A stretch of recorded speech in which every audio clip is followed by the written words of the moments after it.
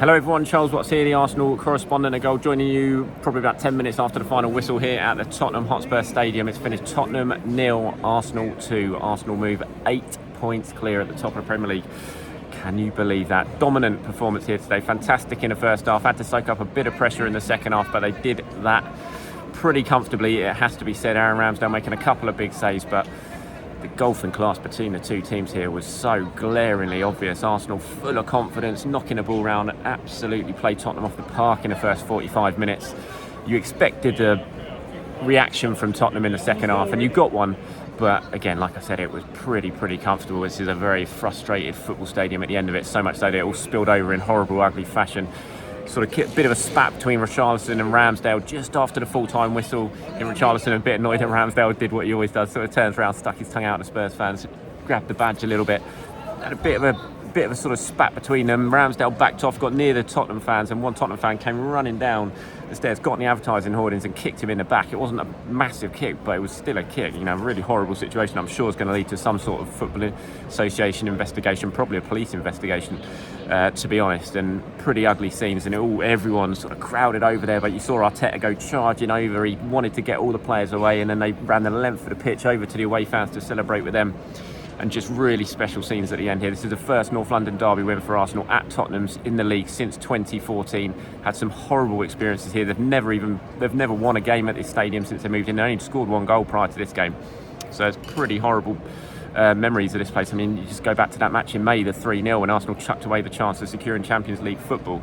And now you contrast the different of emotions from then to now, the difference in quality in teams from then to now is just absolutely huge. This was a fabulous performance from Arsenal. That first half, that 45 minutes, Tottenham were bad, but they were made to look bad by Arsenal's performance. They were slick, they moved the ball around really quickly. Zinchenko was absolutely fabulous, Odegaard superb, and Tottenham just had no answer. They really didn't. They looked a mismatch of a team, Tottenham. You know, Conte clearly a winner and all that, but I don't know if you can continue to play this sort of football. He sets them up so negatively, and you can get away with that if you're winning games, if you're winning trophies, but this Tottenham team look a mile away from that. You compare the way Arsenal play football to the way Tottenham play football, and it is a million miles away right now, and the confidence is flowing through this Arsenal team. You wondered how they would react to Manchester City's result yesterday.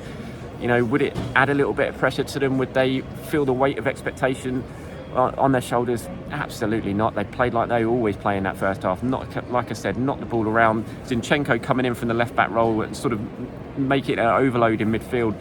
Tottenham just had no answer.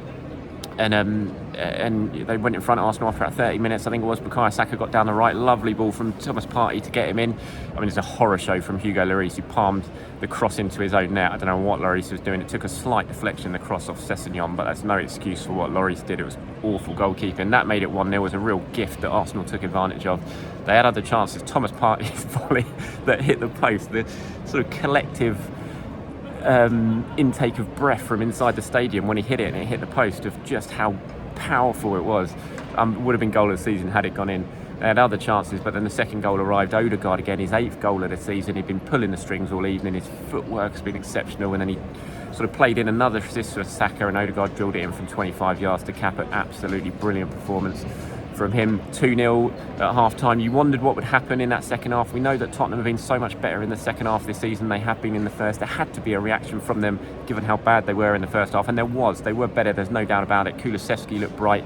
Kane had an early chance that Ramsdale saved. But that was about it. It's sort of Arsenal weathered that storm up until about the hour mark, and then they cruised. They could have added more goals after that. Nketiah had one that was saved, and there were other chances as well. And in the end, it was just a really solid, excellent performance from Arsenal, and the away fans are absolutely loving it over there at full time and during the second half. Just an excellent night, excellent performance, and as you can tell from these player ratings that are coming up now, you're going to be able to see how good a solid performance it was. Okay, so player ratings. We'll start with Aaron Ramsdale, who, if you're going to come and win at a place like this in a North London derby, you need the goalkeeper to play well, and Aaron Ramsdale played very, very well. He didn't have much to do, but when he was called into action, he did it all perfectly. Made some really crucial saves. One from Son just after Arsenal had taken the lead in the first half. That was key. You know, if Tottenham had equalised straight away, it could have been a different game. Then he saved one from Kane just before half-time. Another one from Kane in the second half, and from Sessegnon. who went through one-on-one. You know, 4 big saves then from Ramsdale, and his handling from crosses, everything was absolutely superb. So Ramsdale gets a 9 out of 10 from me. Really good performance.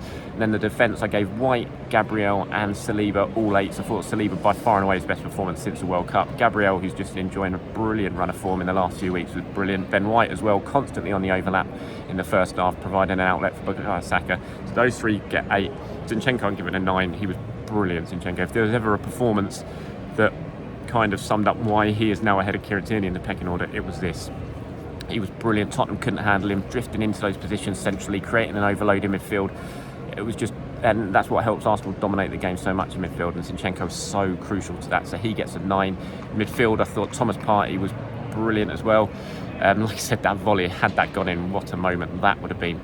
Thomas Partey gets an 8. Granit Xhaka, I thought, was fantastic again as well, just drifting into those positions. Tottenham couldn't pick him up, just struggled throughout to control him.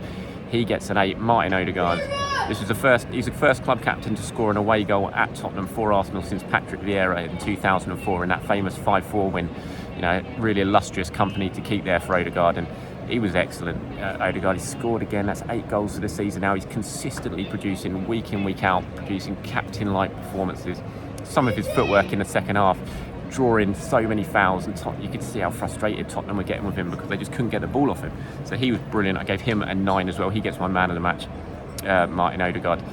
And then up front, Saka, I gave an 8. He got 2 assists. If you can give the first one an assist, I think you can, but officially giving him an assist, even though it was an own goal. And then he got the assist for Odegaard as well. He got an 8. He caused them problems, a lot of problems with his direct running. I thought Eddie, he didn't score Eddie. He missed a couple of chances, but that shouldn't detract from his performance. I thought Nketiah was really, really good leading the line. This was a big time performance from Nketiah in a big game. Fair play to him. He gets an 8. Martinelli was on the fringes of things at times. Martinelli produced one bit of showboating in the second half when he controlled a ball on the back of his neck, sort of back of his shoulders almost, which summed up the way that Arsenal were playing in this game. And Christian Romero, who's very lucky to still be on the pitch, he should have been sent off for a sort of combination of fouls.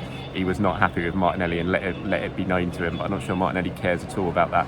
So he was on the fringes of things a little bit, I thought, and I gave him a 7. A few subs for Arsenal. Tomiyasu was the one who was on. Tierney came on. He played as more of a left winger. He struggled, looked a little bit uncomfortable, shall we say.